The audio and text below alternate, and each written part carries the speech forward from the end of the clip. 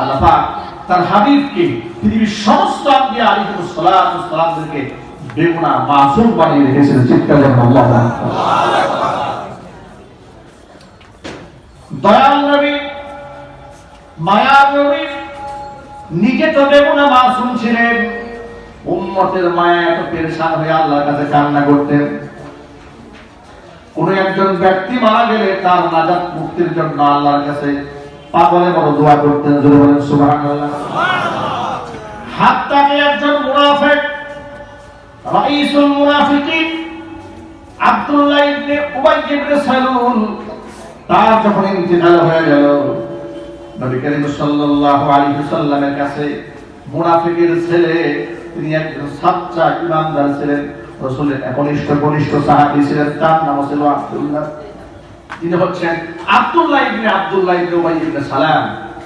তিনি এসে রাসূল পাক সাল্লাল্লাহু আলাইহি ওয়াসাল্লামকে বললেন, হে রাসূল, আমার বাবা মুনাফিক ছিল, আমি জানি, তিনি অনেক অন্যায় করেছেন, ইসলামের অনেক ক্ষতি করেছেন, কিন্তু আমি তো সন্তান, আমার তো বাবার জন্য মায়া আছে। হে রাসূল, আপনার কাছে আমার একটু নিবেদন, একটু আবেদন। কি আবেদন?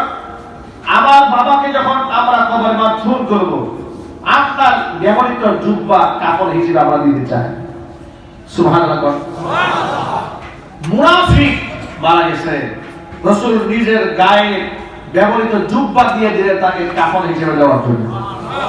তিনি আরেকটা আবেদন করলেন, হে আল্লাহর রাসূল, আপনি আমার বাবার জানাজার নামাজে ইমামতি করবেন। আরেকটা আবদার করলেন, তারে কবরে শোয়ানোর সময় আপনার মুখে লালা মুবারক দেবেন। নবীজি তিনটা আরজি পূরণ করলেন। রাসূল বলে, ঠিক আছে, আমি তার জানাজার নামাজে ইমামতি করব। সব কিছু শেষ হওয়ার পরে জানাজা পড়তে যাচ্ছেন মুহাম্মদ সাল্লাল্লাহু আলাইহি ওয়াসাল্লাম। হযরত ওমর পেছন দিক থেকে জামা টান দিয়ে ধরছেন। জীবনে একটা জায়গায় সরাসরি রাসূলের জামা টান দিয়েছেন হযরত ওমর, সে হচ্ছে এই মুনাফিকের জানাজা পড়তে যাওয়ার সময়। মুনাফিকের জানাজা পড়তে যাওয়ার সময় আল্লাহর নবী যখন সামনে যাচ্ছেন, ওমর জামা ধরে টান দিয়ে, ইয়া রাসূলুল্লাহ, কার জানাজা পড়তে যাচ্ছেন আপনি? কদ নাহাকা রাব্বুকা, আপনার রব আপনাকে নিষেধ করেছেন এদের জানাজা না পড়তে, এদের জন্য দোয়া না করতে। নবী জন্য বললেন, আল্লাহ তো আমাকে নিষেধ করে নাই, বরং খায়্যারানি রাব্বি, আল্লাহ আমাকে ইখতিয়ার দিয়েছেন। কোরআন মাঝে আল্লাহ তাআলা বলেছেন সূরা তাওবায়, ইস্তাগফির লাহুম আও লা তাস্তাগফির লাহুম ইন তাস্তাগফির লাহুম ৭০ মাররাতান ফালান ইয়াগফিরুল্লাহু লাহুম। আপনি এদের জন্য ক্ষমা চান আর নাই চান, কোনো কাজ হবে না। যদি ৭০ বার মুনাফিকদের জন্য ক্ষমা চান, এদেরকে আমি আল্লাহ ক্ষমা করব না। ওমা, আল্লাহ তো এটা আমাকে একবার না করে নাই ক্ষমা চাইতে। সুবহানাল্লাহ। আল্লাহ আমাকে একবার নিষেধ করে নাই, আল্লাহ আমাকে ইখতিয়ার দিয়েছেন। হ্যাঁ, আল্লাহ বলেছেন ৭০ বার ক্ষমা চাইলেও আল্লাহ ক্ষমা করবে না। আমি প্রয়োজনে তার জন্য ৭০ বার চাইলে বেশি ক্ষমা চাই। কি দয়া, কি দরদ, একটু জোর বলতে হবে আল্লাহু আকবার।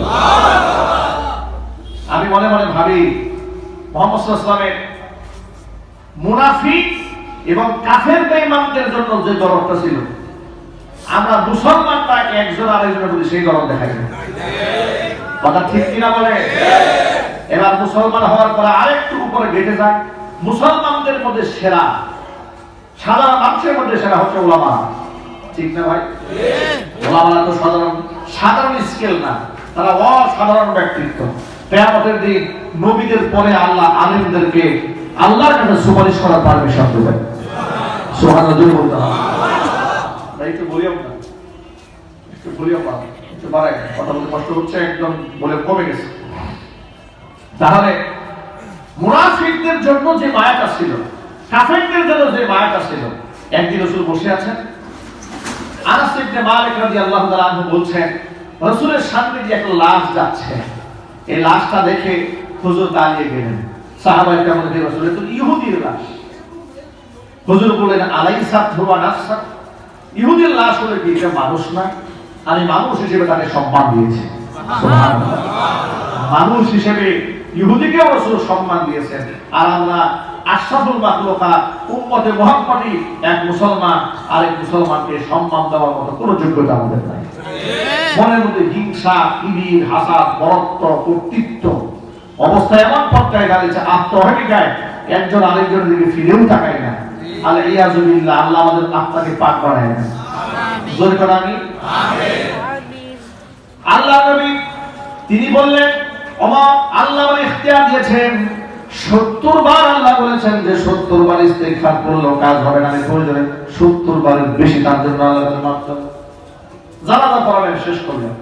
জানাজা পড়াবার পরে আল্লাহ তাআলা আয়াত নাযিল করলেন, ওয়ালা তুসাল্লি আলা আহাদিন মিনহুম মাতা আবাদা ওয়ালা তাকুম আলা কবরিহি ইন্নাহুম কাফারু বিল্লাহি ওয়া রাসূলিহি ওয়া মাতু ওয়া হুম ফাসিকুন। নবীজি এই সমস্ত মুনাফিকদেরকে যদি মারা যায়, কখনো আপনি এদের জানাজা নামাজ পড়বেন না, এদের কবরের সামনে আপনি ভুলেও দাঁড়িয়ে এদের জন্য কোনোদিন দোয়া করার জন্য দাঁড়াবেন না। কারণ এরা ইন্নাহুম কাফারু বিল্লাহি ওয়া রাসূলিহি, এরা আমি আল্লাহ এবং আমার রাসূলকে তারা দিল থেকে অস্বীকার করেছে। বাহ্যিক ভাবে যদিও মনে হয় এরা আমার উপর ঈমান এনেছে, আমার রাসূলের উপর ঈমান এনেছে, এটা বাহ্যিক ভাবে, কিন্তু আভ্যন্তরীণ অন্তরের খবর আল্লাহর কাছে আছে না। হৃদয় দিয়ে ওরা আমাকে গ্রহণ করে নাই, আমার রাসূলকে ওরা গ্রহণ করে নাই। ওমা তুহুম ফাসিকুন, পাপিষ্ঠ অবস্থায় ওরা মারা গেছে। এই সমস্ত লোকদের জানাজা নামাজ আপনি পড়বেন না। ওমর ফারুক রাদিয়াল্লাহু তাআলা আনহু মেজাজ প্রেক্ষিতে আল্লাহ তাআলা কোরআন শরীফে বেশ কয়েকটা আয়াত নাযিল করেছেন। এর মধ্যে এটা একটা আয়াত যে আব্দার হযরত ওমর আগেই করেছিলেন, আব্দারের প্রেক্ষাপটে আল্লাহ পাক আয়াত নাযিল করেছিলেন। পর্দা সংক্রান্ত ব্যাপারে সাহাবায়ে কিরাম নবী করিম সাল্লাল্লাহু আলাইহি ওয়াসাল্লাম